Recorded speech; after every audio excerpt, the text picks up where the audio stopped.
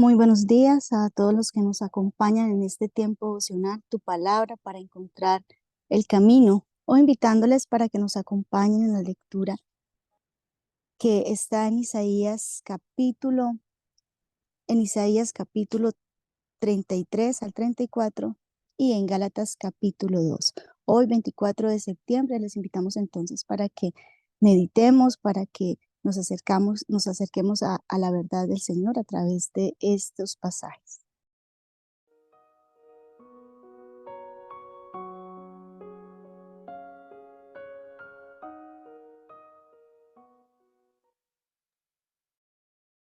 En Gálatas capítulo 2, versículo 20, dice: con Cristo estoy juntamente crucificado, y ya no vivo yo, mas vive Cristo en mí, y lo que ahora vivo en la carne, lo vivo en la fe del Hijo de Dios, el cual me amó y se entregó a sí mismo por mí. En esta, en este versículo nos encontramos con una verdad extraordinaria para todo aquel que ha decidido en su corazón recorrer el camino de salvación a través de nuestro Señor Jesucristo. Y es importante que oremos y le pidamos al Señor que nos revele de la manera como se hace evidente estas revelaciones en la Escritura, en hombres como Pablo, que seguramente en el principio, cuando él se encuentra con el Señor Jesucristo en el camino, cuando iba hacia Damasco, de la misma manera que llega el Señor Jesucristo a nuestra vida, en algún momento teníamos un rumbo y en medio de esas decisiones o en medio de esas situaciones aparece nuestro Señor y se revela y se manifiesta tan claramente, porque en otras ocasiones quizás se presentó, pero no lográbamos ni entender ni comprender mucho. Pero para Pablo fue revelacional.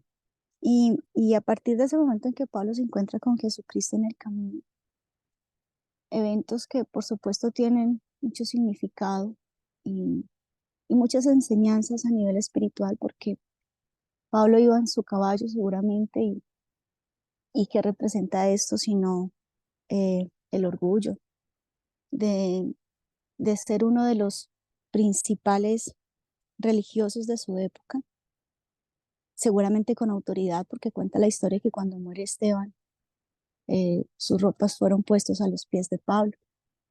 Pero cuando él cae de ese caballo y queda ciego y vulnerable, pues empieza todo un proceso de transformación en la vida de Pablo. Más o menos, aproximadamente, dicen los estudiosos que 3 años después él sube a Jerusalén.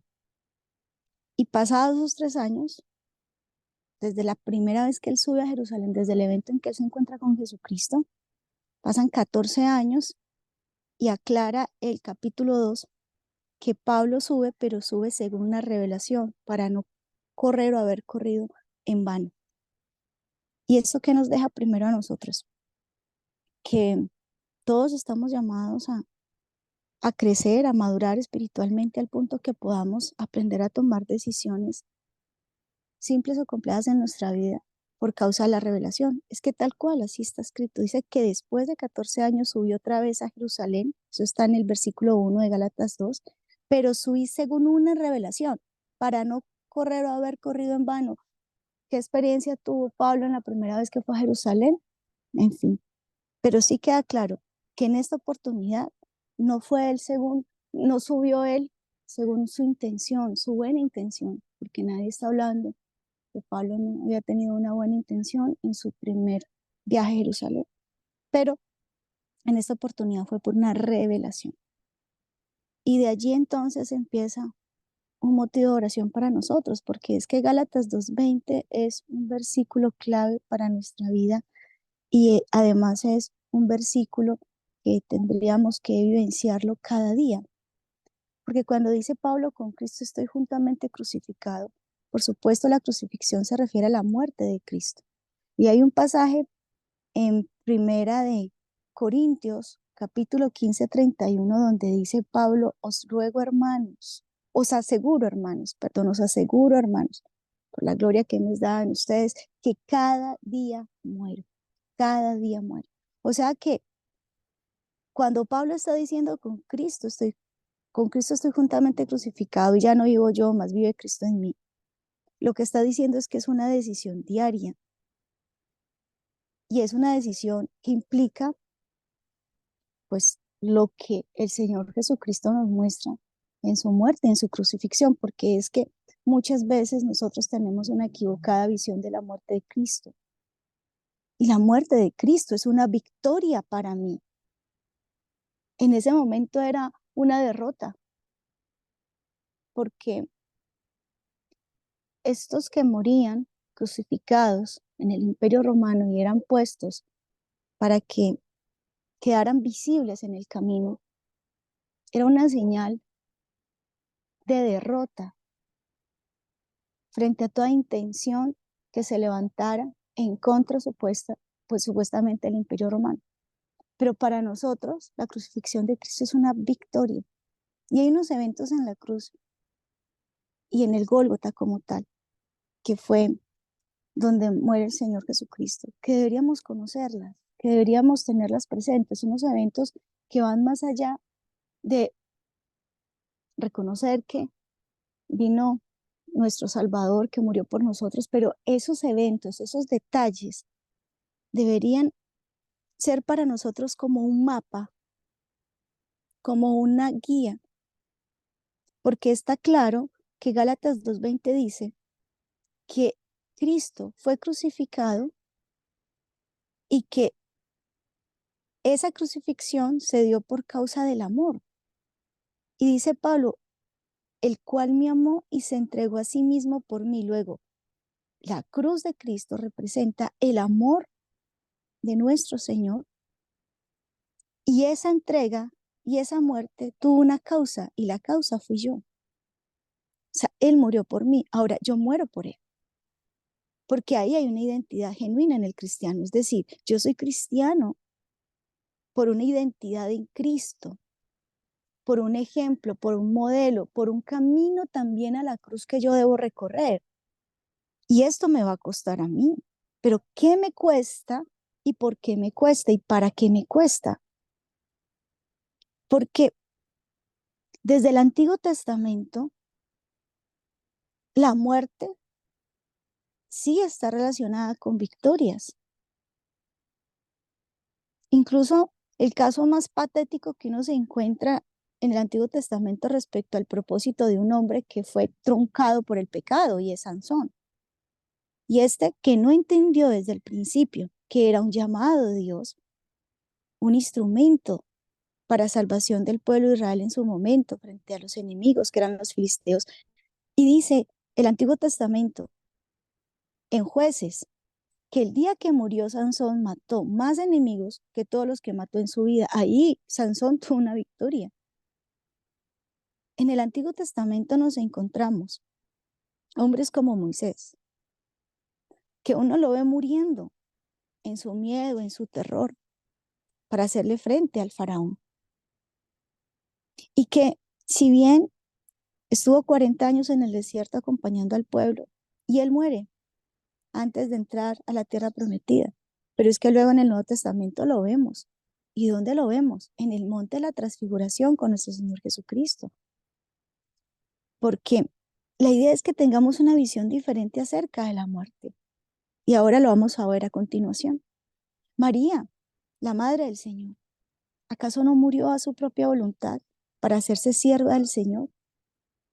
Renunció a sus planes porque era tan solo una niña. Y de un momento a otro aparece una comisión que implica morir a muchas cosas y exponerse a lo que una mujer en ese momento no quería y no podía exponerse por muchas razones. Estamos llamados a morir espiritualmente. Y eso es estar crucificados con Cristo. Y si recorriéramos muy rápidamente esos eventos de la muerte de nuestro Señor Jesucristo, veamos solo algo, pues digo yo sencillo, porque son muchos los eventos que nos hablan de la muerte de nuestro Señor Jesucristo, pero basémonos por lo menos en los momentos donde Él se encuentra en la cruz, puntualmente en el Gólgota, y allí crucificado,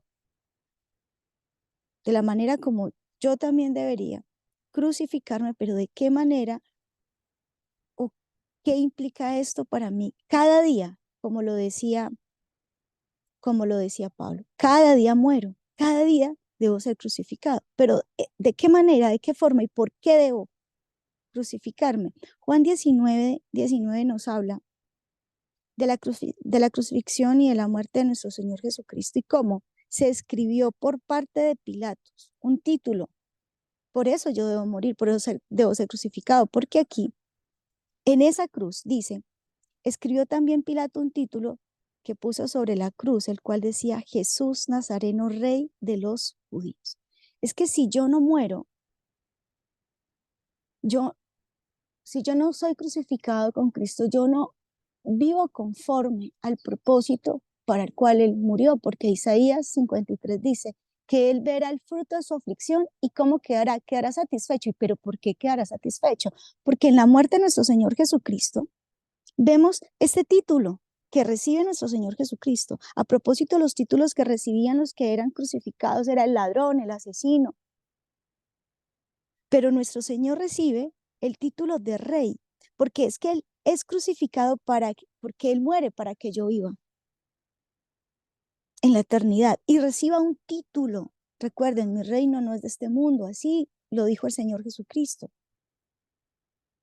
Cuando nos crucificamos con Cristo, recibimos un título y Apocalipsis 1, el 6 al 8 lo dice, y nos hizo reyes y sacerdotes para Dios su Padre, al sea la gloria, el imperio, por los siglos de los siglos, amén, eso lo dice. Y nosotros que no éramos pueblo, y nosotros que no éramos nada ni nadie, nos dio el Señor a través de Cristo el poder ser llamados hijos de Dios, eso lo dice Juan 1. Versículo del 12, el 13, 14, más a todos los que le recibieron, a los que creen en su nombre, les dio potestad de ser hechos hijos de Dios. Somos hijos del Rey. Por eso,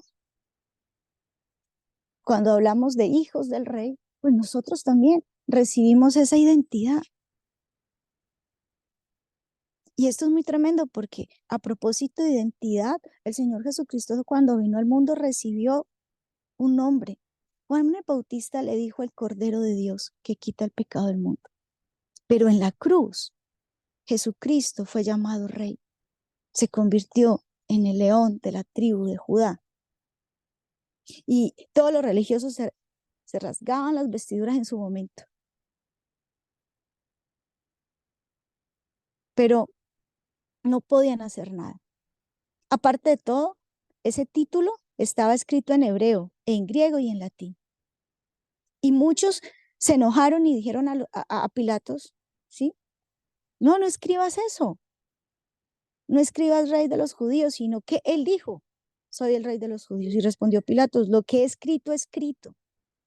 Y lo que está escrito tiene un sentido, tiene una razón de ser.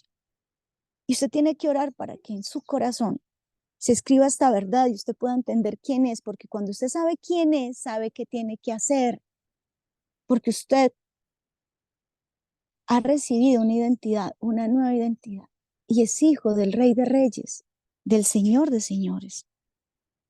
Ahora, el Rey tiene toda autoridad. Luego, quien no se crucifica, pues no merece esa autoridad. No la tiene, es más, no le toca. Nosotros morimos para que en la identidad que recibimos, esa identidad espiritual, recibamos autoridad.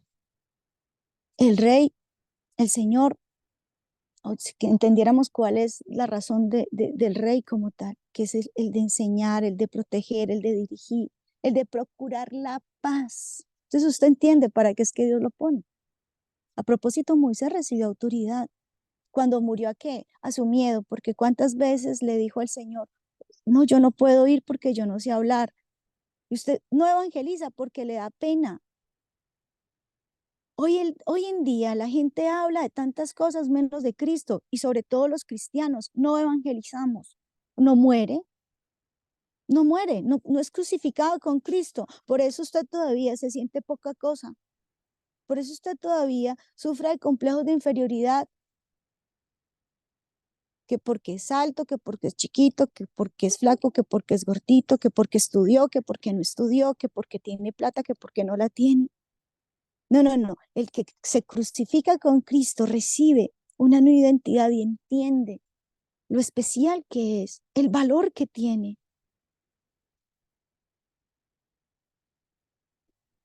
Son muchas cosas, pero frente a situaciones espirituales, por ejemplo, en la confrontación, Moisés tuvo que enfrentarse a Faraón, que es una tipología de diablo, de, de Satanás, el Señor lo reprenda.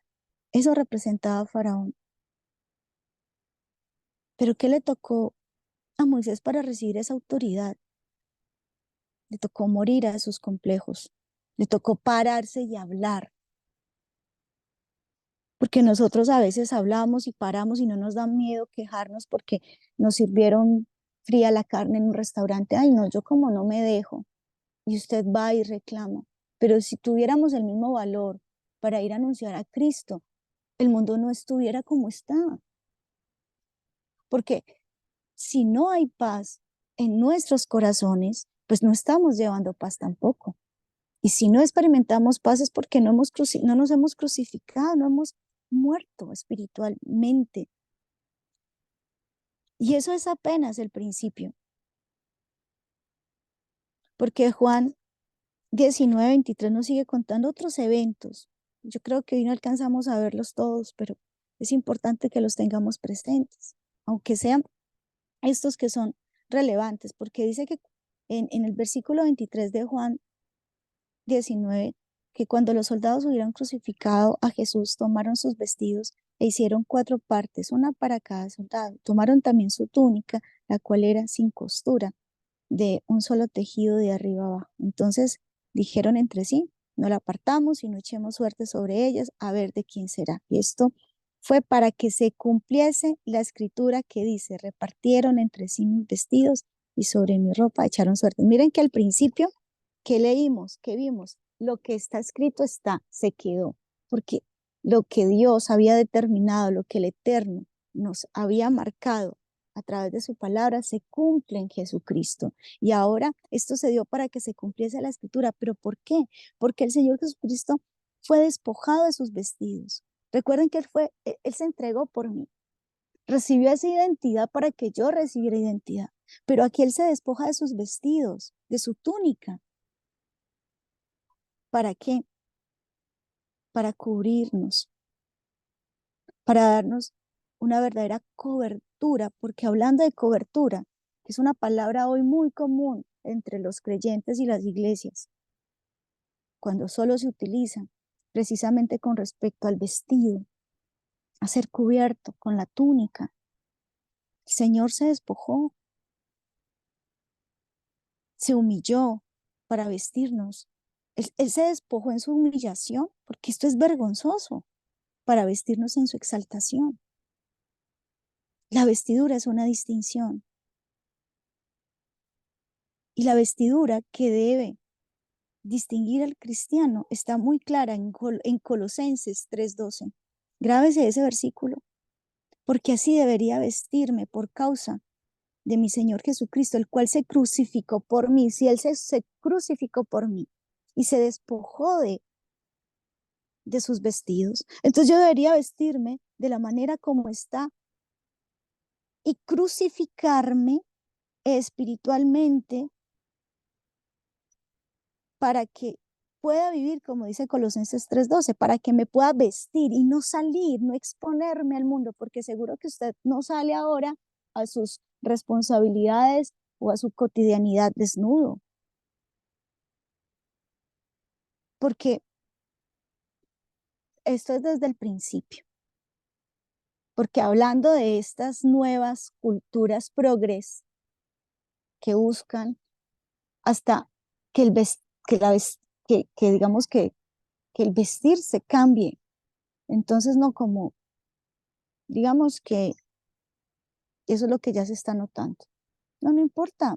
Si el hombre no utiliza sostén, pues la mujer tampoco. Váyase así. Es más, en otras culturas mucho más progres. Porque es que Si el hombre puede andar sin camisa, usted también sea libre. No, no, no. El vestido es un asunto hasta espiritual porque fue el mismo Dios quien le dio el vestido a Adán y Eva cuando se sentían desnudos. Pero el Señor Jesucristo vivió desnudez en vergüenza por causa de nosotros para que yo me vistiera, porque así lo dice Colosenses 3:12. Vestidos pues como escogidos de Dios, santos y amados. Palabra clave, santos en términos de que Dios nos aparta, somos diferentes al mundo. Santos y amados, dice, de entrañable misericordia, de benignidad, de humildad, de mansedumbre y de paciencia. Y entonces uno dice, yo no tengo esto, Señor. La verdad, esto no me distingue a mí. La misericordia, la benignidad, la santidad, el amor. No, no, no me distingue. Debo morir. Debo morir, entonces me tengo que esforzar, claro. Soy soberbio, tengo que morir a mi soberbia. Eso cuesta, claro.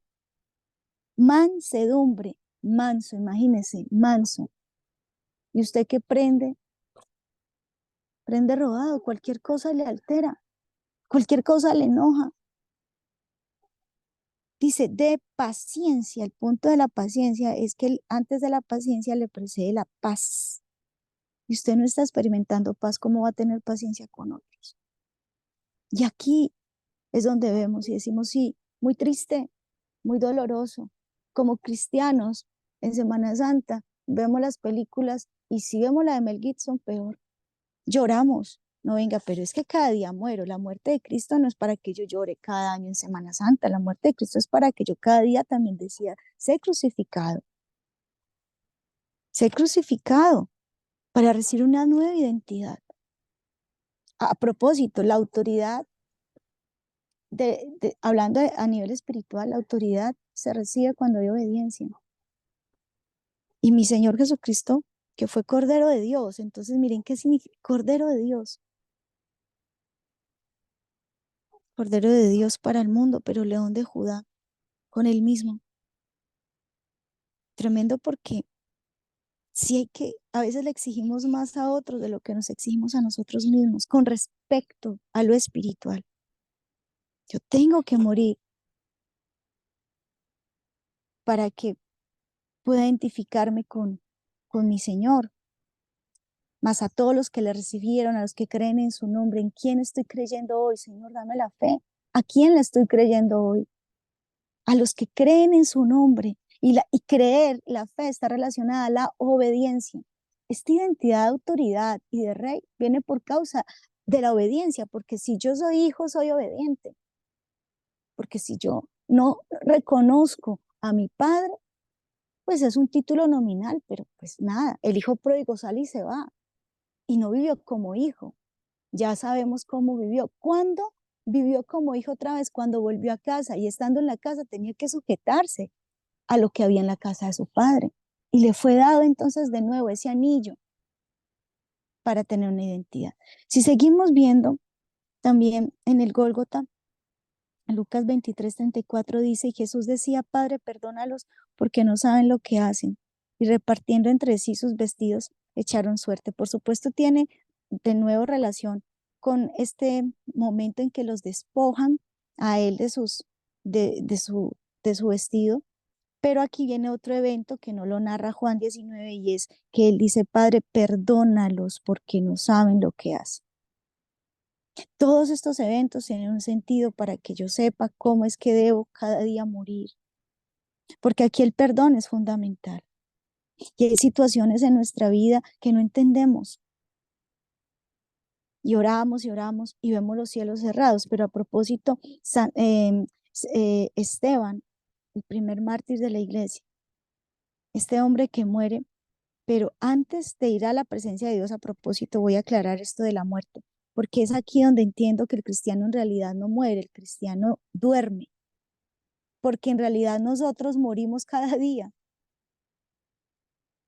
Y qué bonito uno tener un lenguaje diferente, porque cuando un creyente, porque cuando un hombre, una mujer de fe parte a la presencia de Dios, deberíamos decir, no, él no murió, él solo duerme. Y eso nos lo enseña Hechos capítulo 7. Y Hechos capítulo 7 nos cuenta de cómo Esteban, lleno del Espíritu Santo, ¿sí? Lleno del Espíritu Santo, vio los cielos abiertos. Y como estaba lleno del Espíritu Santo, dice que la apedreaban. Mientras tanto, él invocaba al Señor y decía: Señor Jesús, recibe mi espíritu. Y puesto de rodillas, clamó a gran voz: Señor, no les tomes en cuenta este pecado. Y habiendo dicho esto, durmió. ¿Quién duerme en verdad cuando va a la presencia de Dios, sino aquel que aprendió a morir cada bendito día al resentimiento, al derecho de enojarse, y entonces aprendió a perdonar? Alguien decía: uy, es que yo no puedo amar a mi suegro y a mi suegra. Y entonces yo decía: pues no, yo pienso que antes de amar hay que perdonar. Y a veces nos ponemos como retos espirituales saltándonos los más básicos. Pues no pretendan amar ahora a su enemigo, empiece por perdonarlo. Los cristianos estamos llamados a perdonar. El perdón es crucificarnos como Cristo se crucificó. Esteban vio los cielos abiertos. ¿Pero por qué? Porque pudo perdonar, pero sabemos que no perdonó, y esto es un buen motivo de oración hoy para su vida. Y todos los días, porque todos los días nos ofenden, le atraviesan el carro y usted una vez se enciende, le gritan. Perdonar, por ejemplo, a aquel que se atravesó, es evitar pitarle: aquí lo estoy perdonando. Eso es crucificar, crucificar el ego, porque eso es como una pelea. No sé si solo yo creo que en todas las ciudades grandes, pero atravesados encontramos por todos lados, pero también se atraviesa en nuestro corazón la incapacidad de perdonar y el ego que nos impide perdonar. Y rápidamente, Juan 19:28 dice: después de esto, sabiendo Jesús que ya todo estaba consumado, dijo, para que se cumpliera la escritura: tengo sed, tremendo, tengo sed. La Biblia dice que nosotros somos la sal de la tierra. Entonces seguramente siempre tendremos sed de Dios, porque eso es lo que produce la sal, sed. La sed necesita ser saciada. Y qué bueno que la muerte de nuestro Señor Jesucristo nos lleve a ser crucificados para levantarnos, para congregarnos, para estudiar, para saciar nuestra sed. Sin el agua nos secamos.